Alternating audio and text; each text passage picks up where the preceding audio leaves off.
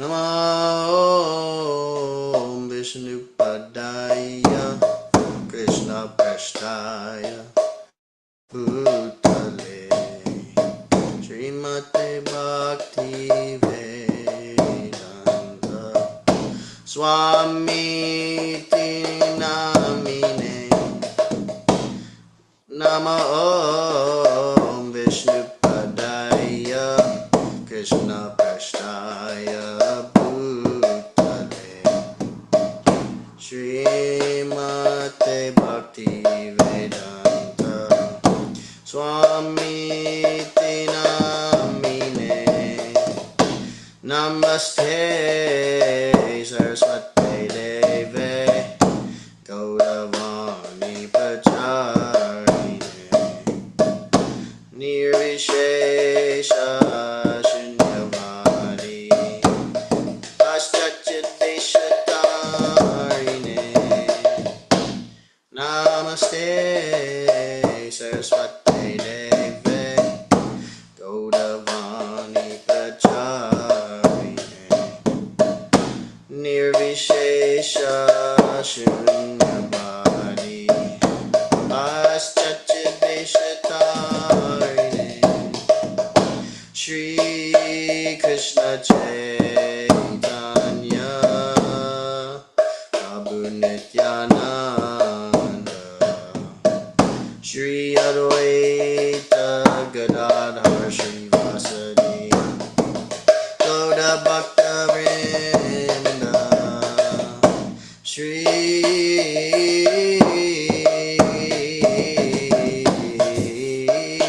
Krishna Chaitanya Prabhu Nityananda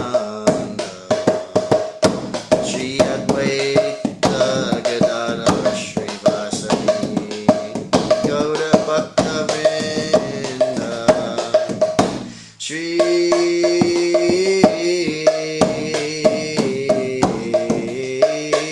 Krishna Chaitanya Prabhu Nityananda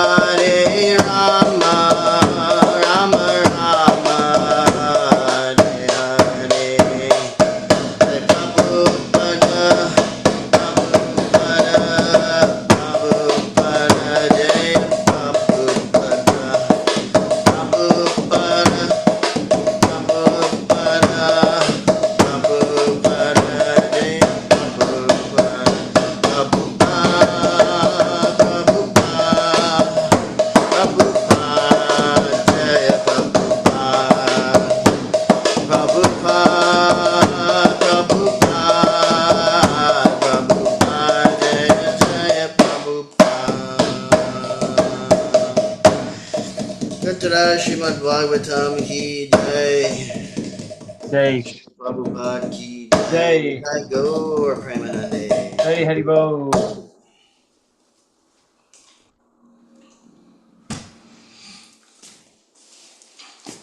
Hare Krishna.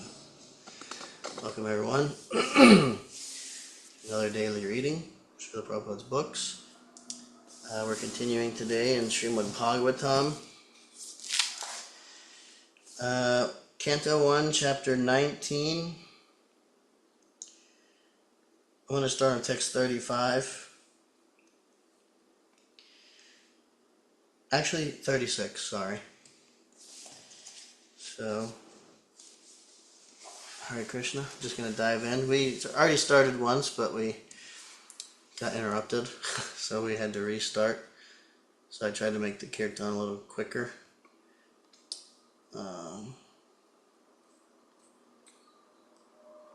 But I think we should be good now. Okay, so I'm going to dive into our invocation, and we'll dive into 119.36. Om Namo Bhagavate Vasudevaya. Om Namo Bhagavate Vasudevaya. Om Namo Bhagavate Vasudevaya. Narayanam Namaskritya Narang Chaiva Narottamam Devim Saraswatim Vyasam Tato Jayam Udiraya Shrinvatam Swakata Krishna Punya Shravana Kirtana Hridyantasto Hyabadrani Vidhunoti Suhritsatam Nashtaprayashvabhadreshu Nityam Bhagavata Sevaya Bhagavat Yuttama Shloke Bhaktir Bhavati Naishtiki. Hare Krishna. Alright. 119.36. Anyata te vyaktagater darshanam na katam naranam nitaram yamananam sangshadhasya vaniyasaha. Otherwise, without being inspired by Lord Krishna, how is it that you have voluntarily appeared here, though you are moving incognito to the common man and are not visible to us who are on the verge of death? Purport. The great sage Shukadeva Goswami was certainly inspired by Lord Krishna to appear voluntarily before Maharaj Parikshit, the great devotee of the Lord, just to give him the teachings of Srimad Bhagavatam. One can achieve the nucleus of the devotional service of the Lord by the mercy of the spiritual master and the personality of Godhead. The spiritual master is the manifested representative of the Lord to help one achieve ultimate success. One who is not authorized by the Lord cannot become a spiritual master. Srila Shukadeva Goswami is an authorized spiritual master, and thus he was inspired by the Lord to appear before Maharaj Parikshit and instruct him in the teachings of Srimad Bhagavatam. One can achieve the ultimate success of going back to Godhead if he is favored by the Lord sending his true representative. As soon as a true representative of the Lord is met by a devotee of the Lord, the devotee is assured a guarantee for going back to Godhead just after leaving the present body. This, however, depends on the sincerity of the devotee himself. The Lord is seated in the heart of all living beings, and thus he knows very well the movements of all individual persons. Can you read that line again? That is a guarantee. Yes. As soon as a true representative of the Lord is met by a devotee of the Lord, the devotee is assured a guarantee for going back to Godhead just after leaving the present body. Wow. Yeah. There's not many This. places. Sorry. You don't see that often. Where guarantees got. Yeah. Yeah, just by meeting a true representative of the Lord. That's amazing. This, however, depends on the sincerity of the devotee himself. The Lord is seated in the heart of all living beings, and thus he knows very well the movements of all individual persons. As soon as the Lord finds that a particular soul is very eager to go back to Godhead, the Lord at once sends his bona fide representative. The sincere devotee is thus assured by the Lord of going back to Godhead. The conclusion is that to get the assistance and help of a bona fide spiritual master means to receive the direct help of the Lord himself. I'll read that last sentence again. The conclusion is that to get the assistance and help of a bona fide spiritual master means to receive the direct help of the Lord himself. Atta pritchami sangshidhim yoginam paramam gurum purushasye hayat karyam niyamanasya sarvata. You are the spiritual master of great saints and devotees. I am therefore begging you to show the way of perfection for all persons, and especially for one who is about to die. Purport. Unless one is perfectly anxious to inquire about the way of perfection, there is no necessity of approaching a spiritual master. A spiritual master is not a kind of decoration for a householder. Generally, a fashionable materialist engages a so-called spiritual master without any profit. The pseudo-spiritual master flatters the so-called disciple, and thereby both the master and his ward go to hell without a doubt. Maharaj Parikshit is the right type of disciple because he puts forward questions vital to the interest of all men, particularly for the dying men. The question put forward by Maharaj Parikshit is the basic principle of the complete thesis of Srimad Bhagavatam. Now let us see how intelligently the great master replies. Yashrutavyam mato japyam yat kartavyam nirbi prabho smartavyam bhajaniyam va bruhi yadva viparyayam. Please let me know what a man should hear, chant, remember, and worship, and also what he should not do. Please explain all this to me.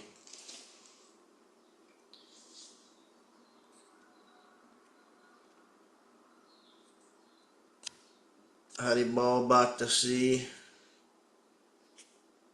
Haribo. Hare Krishna. Welcome to the party. Okay.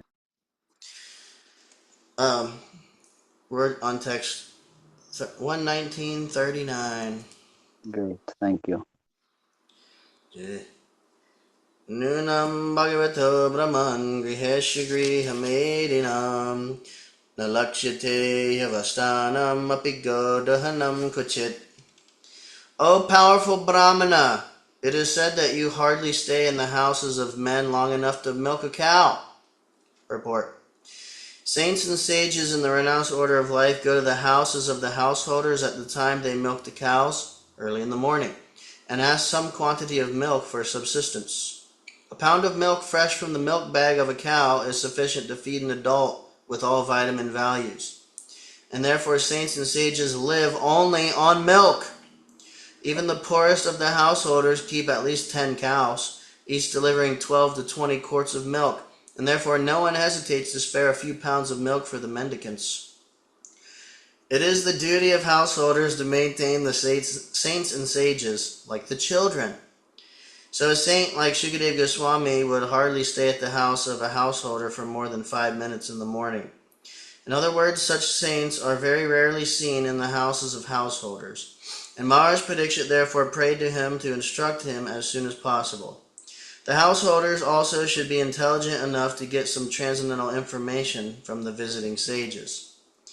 The householders should not foolishly ask a saint to deliver what is available in the market. That should be the reciprocal relation between the saints and the householders.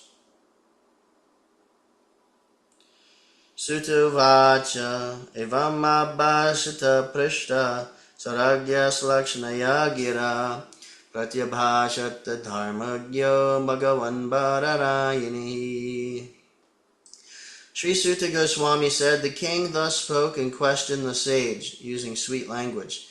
Then the great and powerful personality, the son of Vyasadeva, who knew the principles of religion, began his reply. Thus end the Bhaktivedanta purports of the first canto, 19th chapter of the Srimad Bhagavatam, entitled The Appearance of Shukadev Goswami. End of first canto. Sadhus, sadhus, and saints. Hare Krishna. I was not expecting that. Hare Krishna. End of first canto. I'm gonna have to go grab the second canto. Pardon me for just 10 seconds.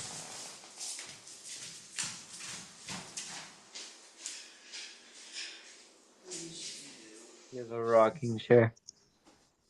He's cool like that.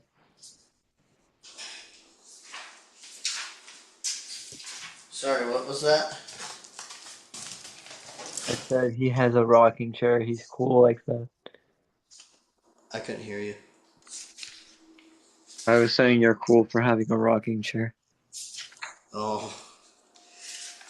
Hi, Bo, back to Matt. How are Haribol. you? How are you, Prabhuji? I'm doing okay. How are you? Good. We just finished the first canto right before you tuned in. Oh, wow, nice. There must be something special there. Yeah. It's I don't know, it's pretty cool. Yeah, we're hearing how saints and sages only stay at a householder's house long enough for a cow to be milked. And so that's probably about how much time we have left in the reading. So thank you for appearing just long enough to milk a cow here. Well, I'm glad because yeah, I need the nectar today, definitely. Jai. Yeah, thank you for tuning in, Prabhuji. We'll just keep it riding here for a little bit. We did start a little late. We actually had started twice and we had a whole thing. But I won't go too long. Okay, so we're starting chapter 1 of Canto 2. Also, the cows are being milked right now. Yes, Hare Krishna. Sorry. Jai. Okay, so Canto 2, chapter 1, first step in God realization. Okay, invocation. Om Namo Bhagavate Vasudevaya. Oh my Lord, the all-pervading personality of Godhead, I offer my respectful obeisances unto you. Purport. Vasudevaya means to Krishna, the son of Vasudeva.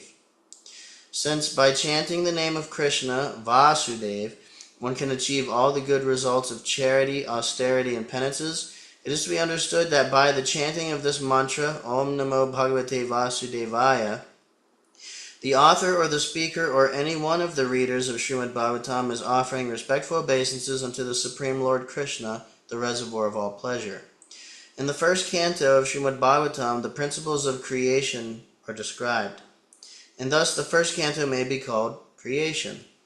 Similarly, the second canto, the post-creation cosmic manifestation, is described. The different planetary systems are described in the second canto as different parts of the universal body of the Lord. For this reason, the second canto may be called the cosmic manifestation. There are 10 chapters in the second canto, and in these 10 chapters, the purpose of Srimad Bhagavatam and the different symptoms of this purpose are narrated.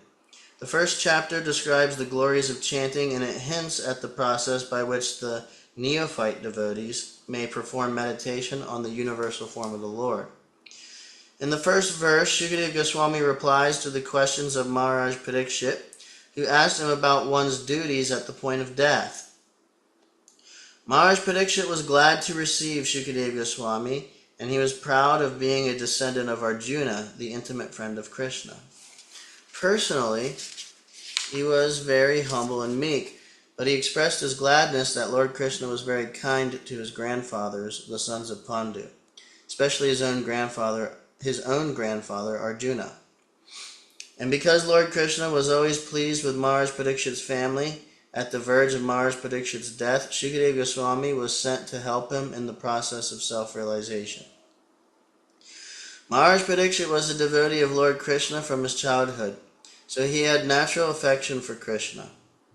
Shukadeva Goswami could understand his devotion. Therefore, he welcomed the questions about the king's duty, because the king hinted that worship of Lord Krishna is the ultimate function of every living entity. Shukadeva Goswami welcomed the suggestion and said, "Because you have raised questions about Krishna, your question is most glorious." The translation of the first verse is as follows. Text 1. Shri Shuka Uvacha Ariyaneshate Prashna Kritaloka Hitam Nrapa Atmavit Samata Pangsam Shrutavyadishuya Paraha. Sri Shukadeva Goswami said, "My dear king, your question is glorious because it is very beneficial to all kinds of people. The answer to this question is the prime subject matter for hearing, and it is approved by all transcendentalists." Purport. Even the very question is so nice that it is the best subject matter for hearing. Simply by such questioning and hearing, one can achieve the highest perfectional stage of life. Because Lord Krishna is the original Supreme Person, any question about him is original and perfect. Lord Sri Chaitanya Mahaprabhu said that the highest perfection of life is to achieve the transcendental loving service of Krishna. Because questions and answers about Krishna elevate one to that transcendental position. The questions of Maharaj Parikshit about Krishna philosophy are greatly glorified. Maharaj Parikshit wanted to absorb his mind completely in Krishna, and such absorption can be effected simply by hearing about the uncommon activities of Krishna. For instance, in the Bhagavad Gita, it is stated that simply by understanding the transcendental nature of Lord Krishna's appearance, disappearance, and activities, one can immediately return home, back to Godhead, and never come back to this miserable condition of material existence. That's amazing. I'm going to read it again. For instance, in the Bhagavad Gita, it is stated that simply by understanding the transcendental nature of Krishna's appearance, disappearance, and activities, one can immediately return home, back to Godhead. Now, how do we do that, though? Huh? How do we do that, though? How? Yeah. Let me see here. Maybe Prabhupada will directly answer. I'll keep reading it. Maybe I'll come back to it if it's not clear. Okay. One can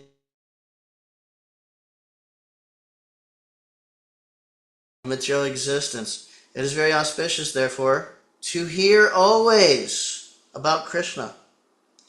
So Maharaj Parikshit requested Shukadeva Goswami to narrate the activities of Krishna so that he could engage his mind in Krishna. The activities of Krishna are non-different from Krishna himself. As long as one is engaged in hearing such transcendental activities of Krishna, he remains aloof from the conditional life of material existence. I think Prabhupada already answered your question even more than once. The topics of Lord Krishna are so auspicious that they purify the speaker, the hearer, and the inquirer. They are compared to the Ganges waters which flow from the toe of Lord Krishna. Wherever the Ganges waters go, they purify the land and the person who bathes in them.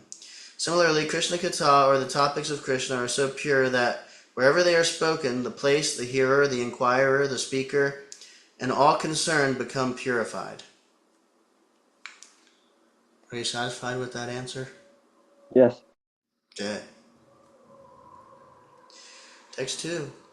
Shrutavyadini Rajendra Naranam Santi Sahasrashaha Apashyatam Atmatattvam Griheshu Grihamedinam.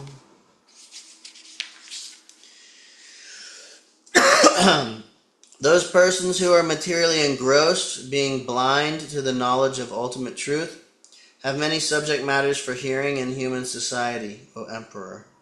Purport. In the revealed scriptures, there are two nomenclatures for the householder's life. One is Grihastha and the other is Grihamedi. The Grihasthas are those who live together with wife and children but live transcendentally for realizing the ultimate truth. The Griamades, however, are those who live only for the benefit of the family members, extended or centralized, and thus are envious of others. The word Madhi indicates jealousy of others. The Griamades, being interested in family affairs only, are certainly envious of others. Therefore, one Griamadi is not on good terms with another Grihamadi. And in the extended form, one community, society, or nation is not on good terms with another counterpart of selfish interest. In the age of Kali, all the householders are jealous of one another because they are blind to the knowledge of ultimate truth. They have many subject matters for hearing, political, scientific, social, economic, and so on. But due to a poor fund of knowledge, they set aside the question of the ultimate miseries of life, namely miseries of birth, death, old age, and disease. Factually, the human life is meant for making an ultimate solution to birth, death, old age, and disease. But the Griamades, being illusioned by the material nature, forget everything about self-realization. The ultimate solution to the problems of life is to go back home, back to Godhead, and thus, as stated in the Bhagavad Gita 8:16, the miseries of material existence, birth, death, old age, and disease, are removed. The process of going back home, back to Godhead, is to hear about the Supreme Lord and His name, form, attributes, pastimes, paraphernalia, and variegatedness.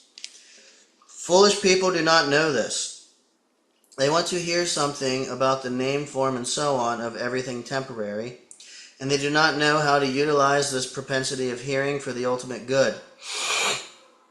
Misguided as they are, they also create some false literatures about the name, form, attributes, and so on of the ultimate truth. One should not, therefore, become a Griamadi simply to exist for envying others. One should become a real householder in terms of the scriptural injunctions. Text 3. Nidraya riyate naktam yavayena chavavaya devacharte hayarajan kutumba varanena va. The lifetime of such an envious householder is passed at night either in sleeping or in sex indulgence, and in the daytime either in making money or maintaining family members. Purport. The present human civilization is primarily based on the principles of sleeping and sex indulgence at night and earning money in the day and spending the same for family maintenance. Such a form of human civilization is condemned by the Bhagavat school. Because human life is a combination of matter and spirit soul, the whole process of Vedic knowledge is directed at liberating the spirit soul from the contamination of matter. The knowledge concerning this is called Atma Tattva. Those men who are too materialistic are unaware of this knowledge and are more inclined to economic development for material enjoyment. Such materialistic men are called karmis, or fruitive laborers, and they are allowed regulated economic development or association of women for sex indulgence. Those who are above the karmis, that is, the jnanis, yogis, and devotees, are strictly prohibited from sex indulgence. The karmis are more or less devoid of Atma Tattva knowledge, and as such their life is spent without spiritual profit. The human life is not meant for hard labor for economic development, nor is it meant for sex indulgence like that of the dogs and hogs. It is specially meant for making a solution to the problems of material life and the miseries thereof. So the karmis waste their valuable human life by sleeping and sex indulgence at night, and by laboring hard in the daytime to accumulate wealth, and after doing so, they try to improve the standard of materialistic life. The materialistic way of life is described herein in a nutshell, and how foolishly men waste the boon of human life is described as follows. Hare Krishna. One moment.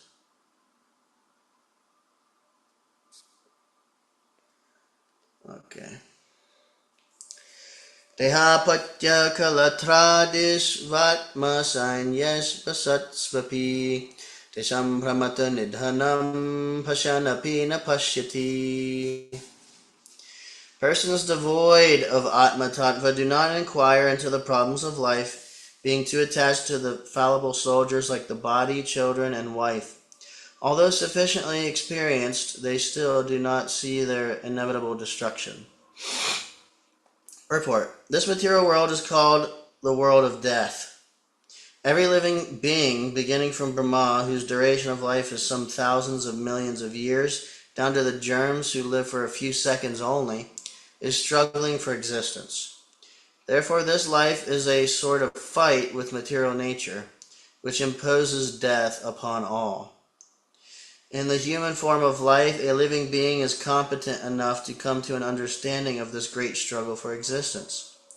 But, being too attached to family members, society, country, and so on, he wants to win over the invincible material nature by the aid of bodily strength, children, wife, relatives, and so on. Although he is sufficiently experienced in the matter by dint of past experience and previous examples of his deceased predecessors, he does not see that the so-called fighting soldiers like the children, relatives, society members, and countrymen are all fallible in the great struggle. One should examine the fact that his father or his father's father has already died, and that he himself is therefore also sure to die. And similarly, his children, who are the would-be fathers of their children, will also die in due course. No one will survive in this struggle with material nature. The history of human society definitely proves it. Yet the foolish people still suggest that in the future they will be able to live perpetually with the help of material science. This poor fund of knowledge exhibited by human society is certainly misleading, and it is all due to ignoring the constitution of the living soul. This material world exists only as a dream due to our attachment to it. Otherwise, the living soul is always different from the material nature. The great ocean of material nature is tossing with the waves of time, and the so-called living conditions are something like foaming bubbles, which appear before us as bodily self, wife, children, society, countrymen, and so on. Due to a lack of knowledge of self, we become victimized by the force of ignorance and thus spoil the valuable energy of human life in a vain search after permanent living conditions, which are impossible in this material world. Our friends, relatives, and so-called wives and children are not only fallible, but also bewildered by the outward glamour of material existence. As such, they cannot save us. Still, we think that we are safe within the orbit of family, society, or country. The whole materialistic advancement of human civilization is like the decoration of a dead body.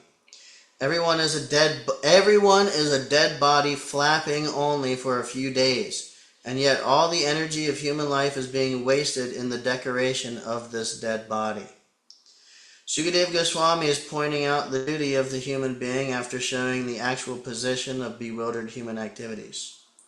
Persons who are devoid of the knowledge of Atma Tattva are misguided, but those who are devotees of the Lord and have perfect realization of transcendental knowledge are not bewildered. Srila Prabhupada ki jai. Anybody want to ask or share anything at this point? What was that line again? The flapping body. Everyone is a dead body, flapping only for a few days, and yet all the energy of human life is being wasted in the decoration of this dead body. I see. Any questions? Yeah, I mean, this is like kind of a heavy section in a way, but it's really cutting right through, you know. And actually, to me, it's total nectar. Just hearing so clearly what is spiritual, what is not spiritual. Yeah. Yeah. Shukadeva Goswami.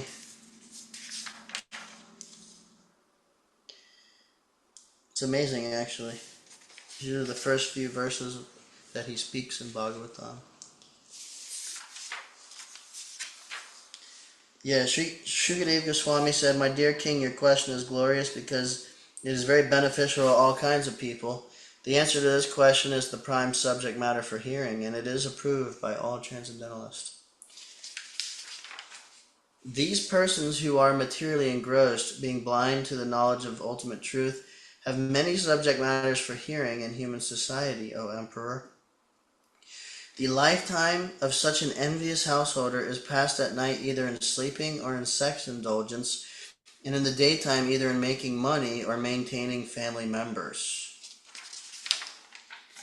Persons devoid of Atma Tattva do not inquire into the problems of life, being too much attached to the fallible soldiers like the body, children, and wife.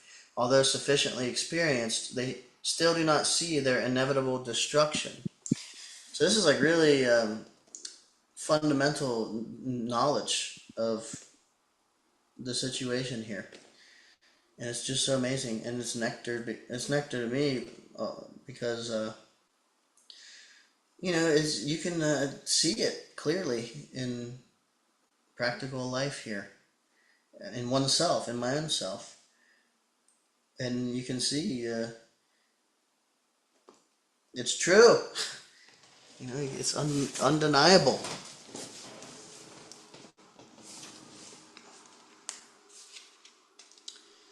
Yeah. Krishna, to me, that's nectar. That is a faith builder to be able to observe practically, even on our level, this knowledge. All right, text 5. Tasmad bharata sarvatma bhagavan ishvaro hari shrutavya kirtatavyascha smartavyascha. O descendant of King Bharat, one who desires to be free from all miseries must hear about, glorify, and also remember the personality of Godhead, who is the super soul, the controller, and the savior from all miseries. Purport.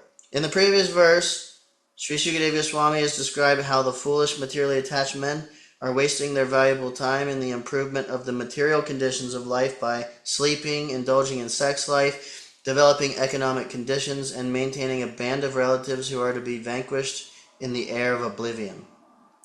Being engaged in all these materialistic activities, the living soul entangles himself in the cycle of the law of fruitive actions.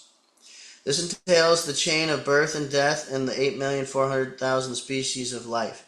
The aquatics, the vegetables, the reptiles, the birds, the beasts, the uncivilized man, and then again the human form, which is the chance for getting out of the cycle of fruitive action. Therefore, if one desires freedom from this vicious cycle, then one must cease to act as a karmi, or enjoyer of the results of one's own work, good or bad. One should not do anything, either good or bad, on his own account, but must execute everything on behalf of the Supreme Lord, the ultimate proprietor of everything that be. This process of doing work is recommended in the Bhagavad Gita 9.27, also, where instruction is given for working on the Lord's account. Therefore, one should first of all hear about the Lord. When one has perfectly and scrutinizingly heard, one must glorify his acts and deeds. And thus it will become possible to remember constantly the transcendental nature of the Lord. Hearing about and glorifying the Lord are identical with the transcendental nature of the Lord, and by so doing, one will be always in the association of the Lord. This brings freedom from all sorts of fear. The Lord is the super soul, Paramatma, present in the hearts of all living beings. And thus by the above hearing and glorifying process, the Lord invites the association of all his creation. This process of hearing about and glorifying the Lord is applicable for everyone, whoever he may be, and it will lead one to the ultimate success in everything in which one may be engaged by providence. There are many classes of human beings: the fruitive workers, the empiric philosophers, the mystic yogis, and ultimately the unalloyed devotees. For all of them, one and the same process is applicable for achieving the desired success. Everyone wants to be free from all kinds of fear, and everyone wants the fullest extent of happiness in life. The perfect process for achieving this, here and now, is recommended in the Srimad Bhagavatam, which is uttered by such a great authority as Srila Sukadeva Goswami. By hearing about and glorifying the Lord, all a person's activities become molded into spiritual activities, and thus all conceptions of material miseries become completely vanquished. All right, Krishna. Sorry, this one is just so much nectar, heavy with nectar. How potent the hearing process is. No Yeah. doubt. Oh, sorry. Go ahead. I was just saying, no doubt. You can go ahead.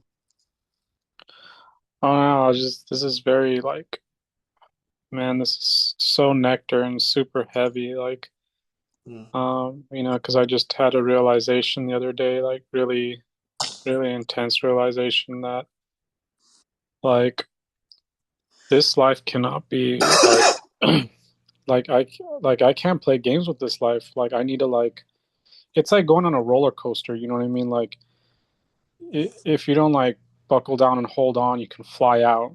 So it's like I'm trying to like hold on to that safety bar and just like tight now because um yeah, I mean this material world is very, can from a materialistic standpoint it can seem like very unpredictable, you know. Unsteady. It's yeah. Absolutely. Yeah, you reminded me, Prabhupada, characterizing this world basically, in our life in this world as basically it's just the whole life is a struggle for existence. Yeah. I didn't mean to cut you off. No, it's fine. I'm just like I like that you brought that up because um I mean it's just I could just walk out on the street here, where I live, and I just see so many people, struggling. Like, and it's challenging because it's like, I mean, I have my own work to do, and it's like, as far as like maintaining this body, and it's I don't know. I mean, it's really it's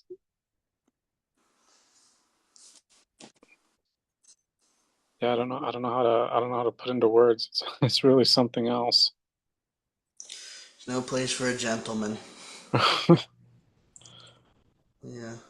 But I go to the Studio Om. I don't know if you heard of Studio Om. I think there's like a few locations in the country. I think there's only like a few. It's kind of like I think it's sort of like put together or managed by Devamrita Swami. they have one is it in Culver City? They have one by the temple.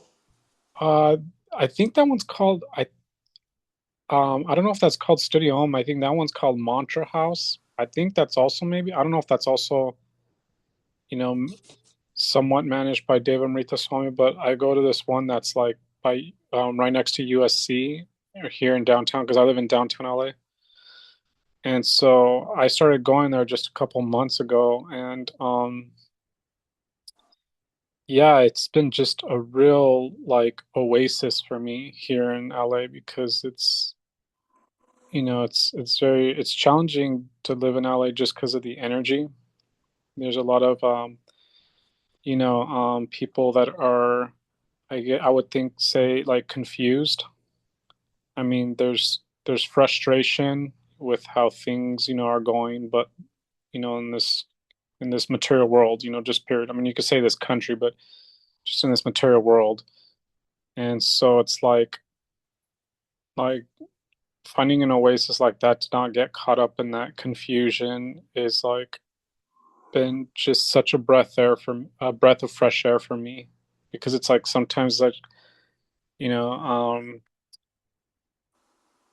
uh people seem to try to like project whatever ideology they have, or it's like maybe a group ideology, and it's like and they're doing it maybe for whatever reason. I don't know. I don't know what their motive is, but it's like getting to the Studio Om has been just such a relief because one of the Prabhus there, his name's Raj Kamura. He's one of the Prabhus that like kind of live Oh, at I the know temple. him. You know him, yeah.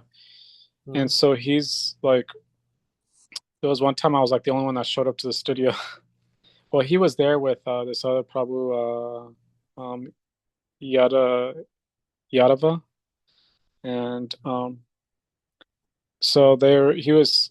It was supposed to be a sound bath of the crystal balls, but we didn't do that. Instead, he just like gave me like a one-on-one talk, with some of the Shastra. Like, well, we actually read from the Sri Upanishad, but like yeah, he was telling me that there's also demigods that wish that they could take birth in Kali Yuga, because in Kali Yuga, like chanting the holy names is the easiest process to going back to Godhead. Because I guess it's easier than the other yugas. Because the other yugas, there's the sacrifice is different. There's deity worship or meditation or fire sacrifice. So it's like this is, I guess, here in Kali Yuga, this is like the easiest, even though the Kali Yuga is not definitely not a pretty age to live in, but it's the easiest process in chanting the holy names. And I kind of slacked off on that for a bit, on like quite a bit on chanting the holy names, and like I think like, man, this like the whiplash from the karmic reaction I feel like from that is just really just like was like wow, you know. I mean, this world is not nice. Let's just say that. Give Maya an inch, she'll take a mile. Yeah. Yeah, not only Kali Yuga, but in a day of Brahma, there are I now I am doubting my memory. I believe 100 cycles of I heard it's yugas I in a heard it's a day of thousand. Brahma, and once in a day of Brahma Oh, does Lord Krishna come, and only Lord Chaitanya comes in the Kali Yuga after Lord Krishna comes. So it's unimaginable our situation right now, because like our the our mercy, the mercy that we have right now, because Lord Chaitanya, he's specifically giving this specific brand of Prem Sankirtan, and then for Srila Prabhupada to have just come to propagate it all over the world, and for us to take birth, like basically Prabhupada just left a couple minutes ago, and for us to have the access and to have association with Srila Prabhupada and his direct disciples is just, it's actually like unthinkable. And it's just like, I don't know if this is the example given directly on this point, but I'm thinking of the example of like, a turtle coming and a log floating on the ocean, and a turtle just coming up and happened to poke its head through the hole in the log is like the odds actually. And yeah, it's like right now, like this is like once in a billion lifetime opportunity, basically. Anyway, just appreciating the point and the appreciation for the process that we have, and how nice it is, and how you know how close we are to you know Srila Prabhupada's physical presence on this earth. Because the nature of the age is for things to become degraded over time. And we can even see, for those who've been practicing even, 10 years, 15, 20 years more, even in just 10 years, you can see a trajectory of things, things changing over time,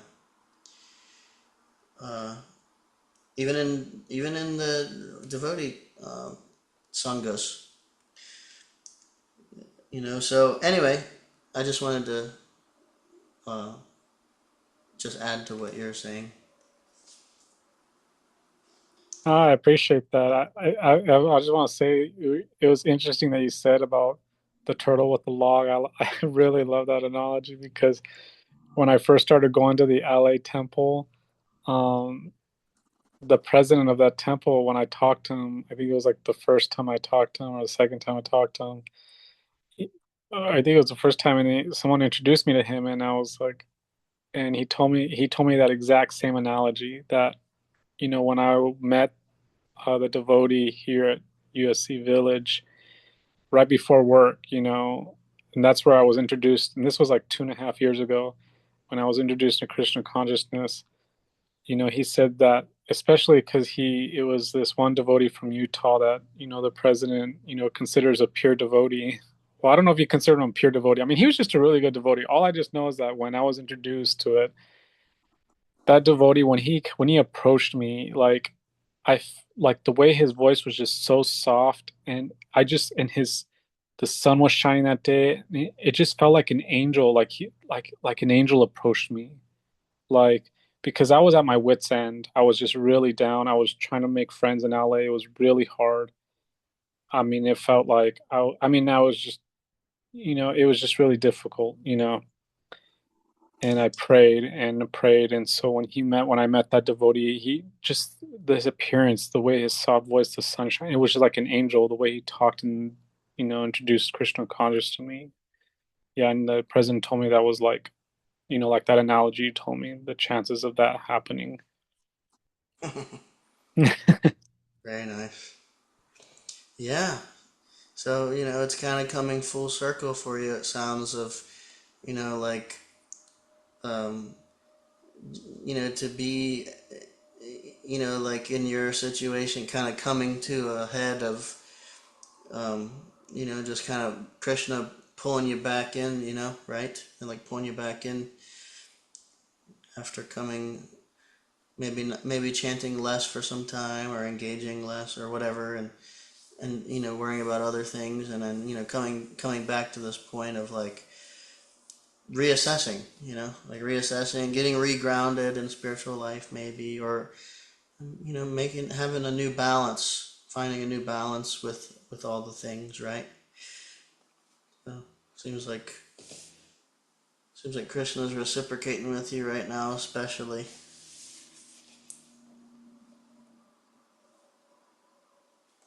Yeah, definitely. Sure.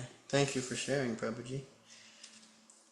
Um, yeah, I'll just open it up.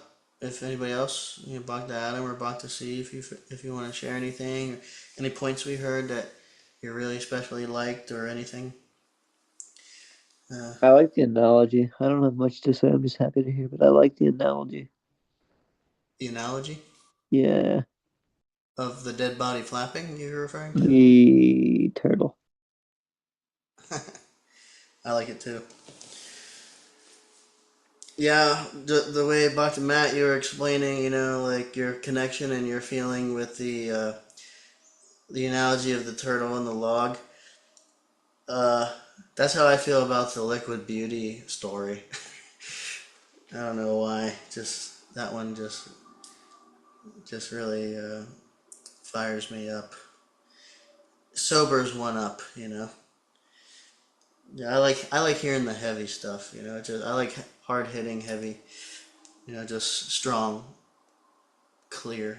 Just no room for anything else. Just straight. I like it like that. And this section is very much like that. I really like this section. So all right, about to see. You want to share anything?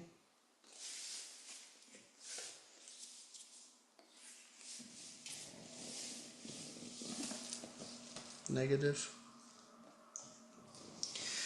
Well, I won't ramble on. I think now's a good time to end.